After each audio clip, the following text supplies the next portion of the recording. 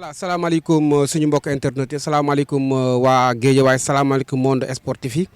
bon comme niñ ko amee l'habitude def rek tous les week-ends bi nga xam te ni joué nañ ko ci Ligue 1 bi ak Ligue 2 bi ñu ñëw defal leen li nga xam te ne moom mooy le grand débriefing bi nga xam te ne aussi yaakaar naa ni yàgg ngeen di ko teewlu di ko seetaan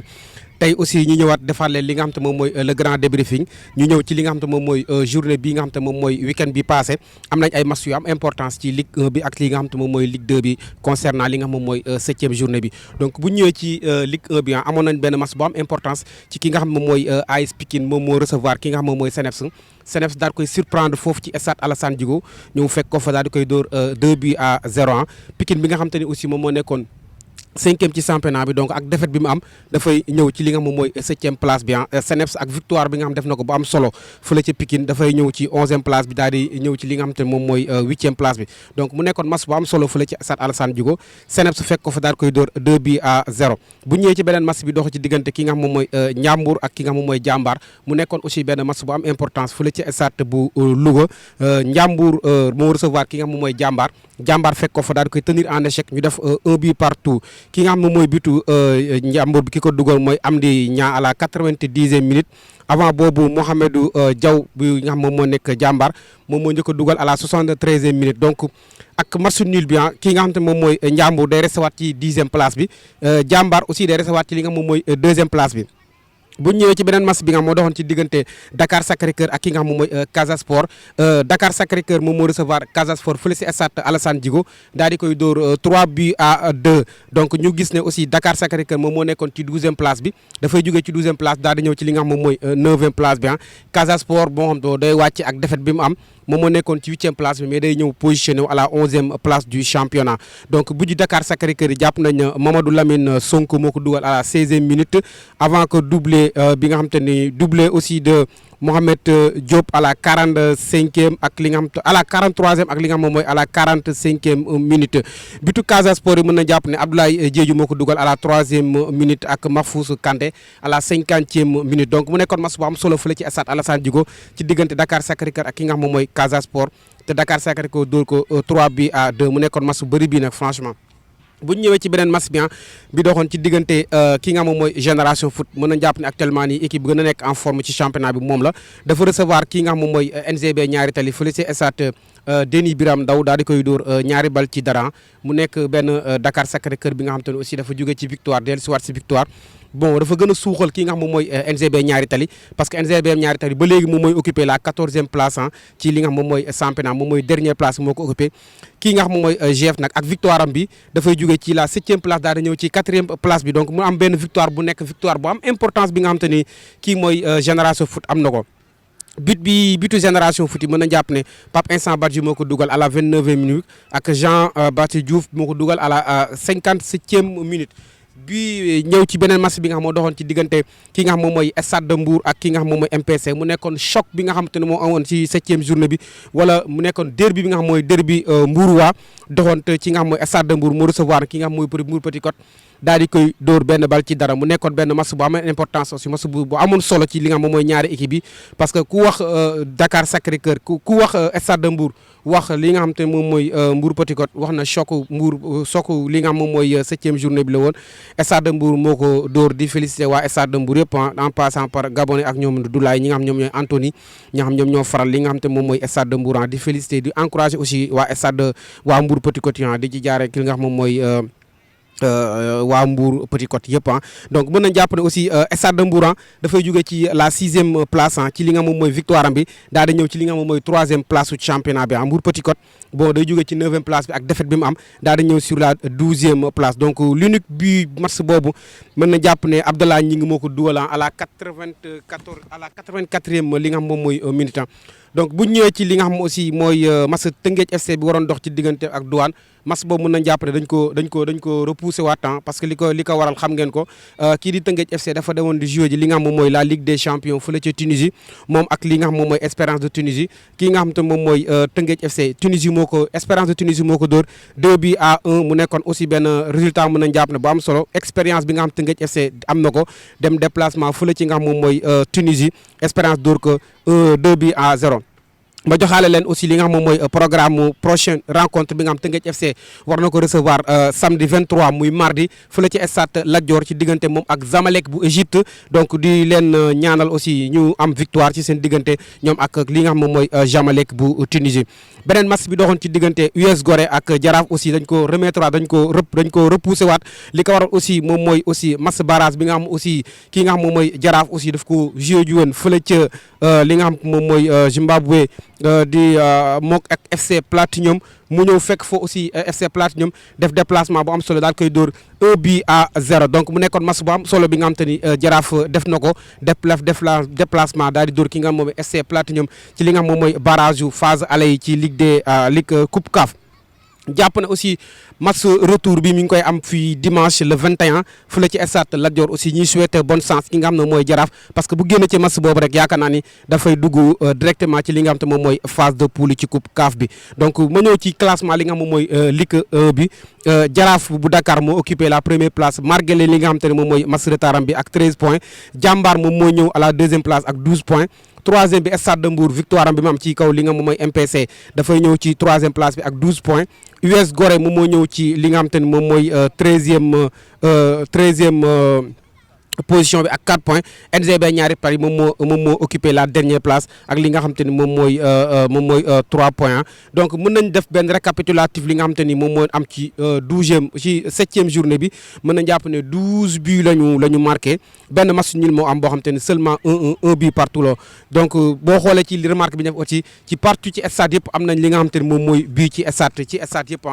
stade yi ñu gis yëpp yaakaar naa ni am na ay buts yu am solo yi nga xam te ni am nañ ko fa donc bu ñu ñëwee ci li nga xam te ni aussi moom mooy la Ligue 2 comme li nga xam aussi Ligue 1 bi Ligue 2 bi amoon nañu seen 7e journée ci week-end bi ñu am ci ay rencontres yi amul solo ki nga xam te ne moom mooy Demba Diop bu Mbour moom aussi ak Kër Madior la boobu aussi beneen derby doxoon ci diggante li nga xam te moom mooy ci Mbour mu doxoon ci diggante Demba Diop FC mi recevoir ki nga xam moom mooy Kër Madior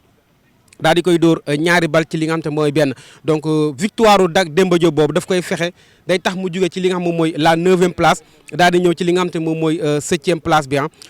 Kër Madior aussi ak défaite bi nga xam te ne am na ko day jóge ci li nga xam te ne moom mooy la 2e place daal di ñëw ci 4e place bi. Jamono Fatick donc moom aussi dafa recevoir ki nga xam ne moom mooy Thiès FC daal di koy dóor ñaari bal ci benn Jamono Fatick donc day jugee ci li nga xam moom mooy 11e place daal di ñëwaat ci 11e place bi parce que ak victoire am boobu aussi mën naa jàpp ne amul benn changement bu ci ama Thiès FC aussi day ñëwaat ci 13e place bi nga xam te ni moom loo occupé woon donc bu ñëwoon ci beneen match bu am importance aussi muy dox ci diggante ki nga xam moom mooy Sonacos daal di recevoir ki nga xam moom mooy Renaissance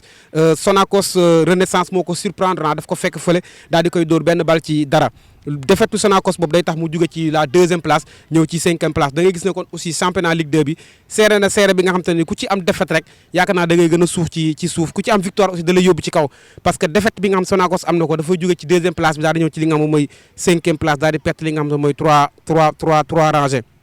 Renaissance aussi dafay jóge ci 10e place daal di ñëwaat ci 10e place bi donc bu ñu ñëwoon aussi ci beneen match bu am importance aussi bi nga xam te ne aussi tey suñu confrère bi ki nga xam moom mooy Bekkaay demoon na fële ci stade bi nga xam te ne moom mooy stade Ibrahima Boye daal di ñëw seet si li nga xam moom mooy match ba fa amoon mu amoon match bu am solo mu doxoon ci diggante Guédiawaye ak li nga xam moom mooy port autonome bu Dakar ñoom ñaar ñu def match nul 1 but mu def match nul 0 but partout mu nekkoon match bu am solo match bu neex match bu amoon rythme doxoon ci diggante li nga xam moom mooy Guédiawaye FC ak li nga xam moom mooy port autonome bu Dakar donc Guédiawaye dafay jóge ci li nga xam ne moom mooy 8e place bi daal di ñëwaat ci 8e place bi en même temps port aussi ak match nul bi aussi dafay resté li nga xam moom mooy 12e place bi mais bi match bi jeexee am nañ bi nga xam te ni quelques réactions yi nga xam te ni li nga xam te moom mooy coach bi nga xam moom mooy Boubacar Traoré bu nga xam moom mooy port autonome bu Dakar def na ko ak ki nga xam moom mooy coach Aline Mbaye bu ki nga xam moom mooy Guédiawaye FC ko ñu bàyyi leen ngeen xool réaction bi nga xam te ni def nañ ko ci li nga xam moom mooy après match. Bon ginnaaw bi ma sant yàlla suñu borom ba pare bon kontaan naa ci match bi trop surtout samay joueurs parce que consignes yi ma leen joxoon yëpp respecté nañ ko. consigne yëpp parce que tey match bu la passé dañ def erreur ñu gagné ñu match bu ñu waroon gagné donc tey c'était pas normal ñu ñëw di pertaat match bi quoi donc dañu ñëwoon pour 3 points buñ ko mënul am ñu wut benn point moo tax bon kontaan naa trop ci sama comportement joueur yi parce que tey équipe bu mag lañ doon jouer muy équipe bu Guédiawaye alors bëgg a yéeg nekk une équipe ambitieuse ñun. équipe bu nekk en reconstruction la parce que ñëpp xam nañ ne port ça fait 3 ans il y a d'énormes problèmes donc bu loon Covid bi sax dañu am problème donc reconstruction lañ nekk alors moo tax daal kontaan naa trop sama xale yi parce que sur le plan tactique taxaw nañu sur le plan physique taxaw nañu sur le plan mental taxaw nañu mais sur le plan technique y a eu quelques déchets quoi. xam naa gis nañu ay situation yoo xam te ne mënoon ngeen scorer mais finition bi ça pêche. effectivement moo tax sànc boobu il faut que ñu gën ci góorgóorlu quoi mais nag dama ci profité aussi di féliciter équipe bu Guédiawaye bi parce que tey ku seetaan match bi war nga xam ne Guédiawaye mënoon nañu gagner wax dëgg wax ci la ñun aussi mënoon nañ ko gagner moo tax séddoo points yi baax na ci ñaari équipe yëpp ku ci nekk am loo yóbbaale daal. action litigieuse yi nga xam te ne am na fi ñuy réclamer penalty loo ci wax. bon xam nga man nag dama nekk benn entraîneur boo xam ni xam naa ne sans arbitre mënuñu jouer football arbitre yi rek ñooñu mun a assister pour ñu mun jouer football te aussi arbitre nit la dafay juum man bokkuma ci entraîneur yi nga xam ne par exemple du ñu pardonné loolu daal man damay jàpp ne rek l'erreur est humaine quoi du leen gën a encourager aussi arbitre yi parce que ñu ngi def un travail excellent mais ku dul juum amul daal. Depuis ma nekk à la tête du club bi mooy sama deuxième année prestation tey bi nii bokk na si prestation yi gën a médiocre si bi ma nekk à la tête du club ba léegi lu ma métti la nag parce que adversaire la boo xam ne woon dañoo jàpp ne bii ñëw dañoo war a def tout pour gagner ko pour mën a coller wu au peloton tête mais gis nañ ne que ne tey les xale yi li ma doon xaar ñoom defuñu ko sur l'ensemble du match et que le port méritait au moins même de partir avec les 3 points ou même ce nul là était nul équitable. waaw xam nga su amee ay changements yu bees ci équipe ay joueurs yu génn ñeneen ñëwaat pour que mayonnaise bi jël forme du yomb mais daaw ñu xam yëpp xam nañ ne yaakaar naa man partisan bu football la mais gis naa ne tey xale yi moom vraiment kenn xamewu leen te lu ma naqari la ci prestation tey bi. Motivation su fekkee sur le plan technique je pense que man su ma leen doyul motivation xam leen doy. Je pense que si nous disons sur le plan financier, une équipe ça fait 2 à 3 jours, les joueurs ont reçu le salaire et que l'équipe ne leur doit absolument rien. Donc il y a une motivation ouest ou l'autre. Nous jouons une condition unique. Une équipe qui est enviée, japonais, si condition unique, condition unique, la motivation manque au fi.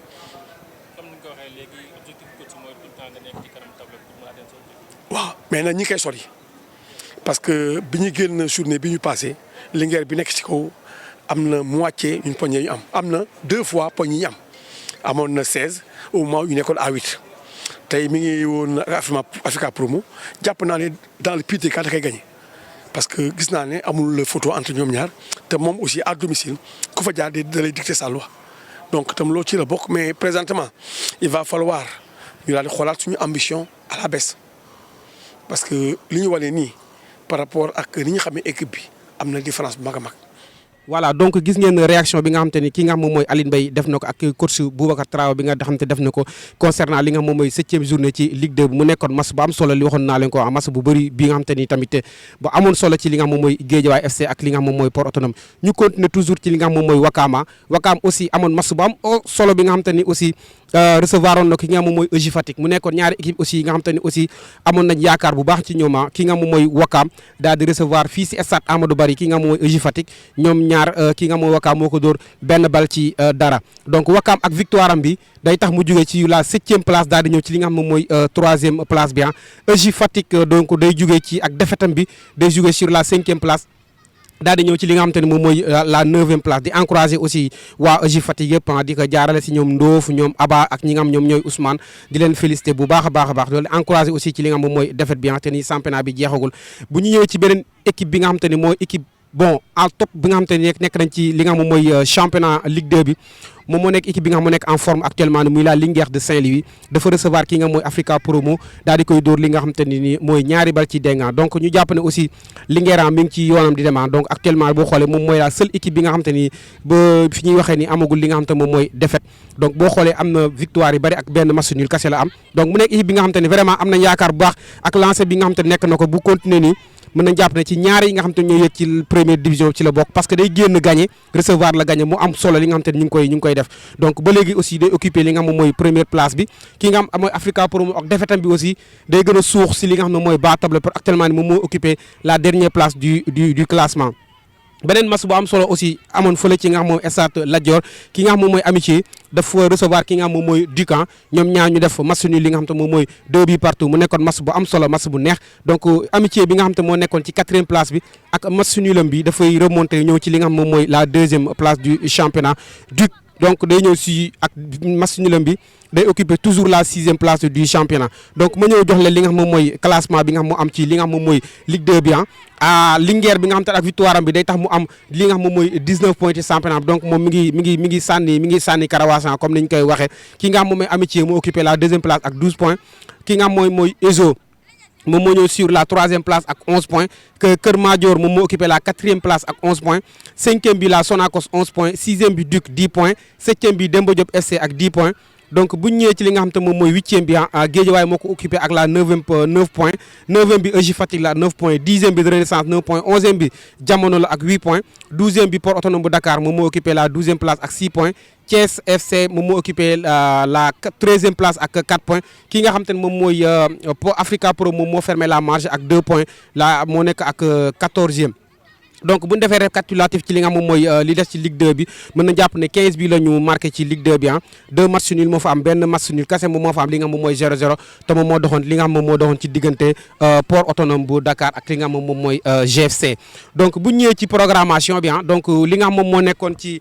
programmation li nga xam moom mooy Ligue 1 bi comme Ligue 2 bi ci 8e journée bi donc Mbour Petite Côte. Mbour Petite Côte moom mooy recevoir ci 8e journée bi Génération Foot mu nekk match bu am solo fële ñuy xaar ci stade fële ca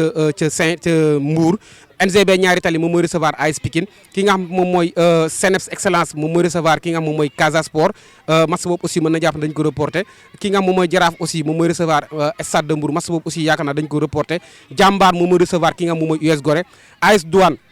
mooy recevoir ki nga xam ne moom mooy Njàmbur bu Louga Tëngéej FC moom mooy recevoir ki nga xam moom mooy Dakar Sacré-Cœur match Tëngéej aussi dañ ko reporté li ko waral moom mooy li nga xam moom mooy Ligue des champions retour yi donc bu ñëwee ci programmation li nga xam moom mooy Ligue 2 bi ki nga xam te ne moom mooy Kër Madior day recevoir ki nga xam moom mooy Amitié Duc moom mooy recevoir ki nga xam moom mooy Wakam EJ Fatick di recevoir ki nga xam moom mooy Amitié Promo Foot ki nga xam moom mooy Port Autonome de Dakar day recevoir ki nga xam moom mooy Demba Diop bu Mbour Thiès FC daal di recevoir ki nga xam moom mooy Guédiawaye FC Renaissance daal di recevoir ki nga xam moom mooy Jamono Fatick beneen match bi nga xam moom mooy dernier match bi muy Sonacos di recevoir ki nga xam moom mooy la Linguère bu Saint-Louis donc loolu moo xam moom moo nekkoon seen li nga xam moom mooy résultat wu 7e journée bi ci Ligue 1 bi ak si Ligue 2 bi ak li nga xam moom mooy programmation bi nga xam te jëm nañ ko ci 8e journée bi mu nekkoon benn 7e journée bu am solo bi nga xam te ne am nañ ko ak ay bouleversement yi si am ak ay changements yi nga xam te ne am nañ ko ci kaw li nga xam moom mooy championnat bi bon jox nañ leen aussi li nga xam moom mooy programmation donc mu nekkoon seen li nga xam mooy seen émission le grand débriefing ma ànd aussi ki nga xam ne mooy Bekay ak ki nga xam te ni mooy Laye Cissé nekkoon ci micro bi di remercier le directeur du stade Amadou Barry moo xam te moom mooy Khalifa di remercier ñëpp ñi nga xam te ne ñoo am victoire di féliciter di encourager aussi di féliciter suñu foot local di remercier baax di remercier aussi tout si la Ligue 1 ak li nga xam mooy 100% sport donc di leen jox rendez-vous la semaine prochaine ci seen beneen numéro le grand débriefing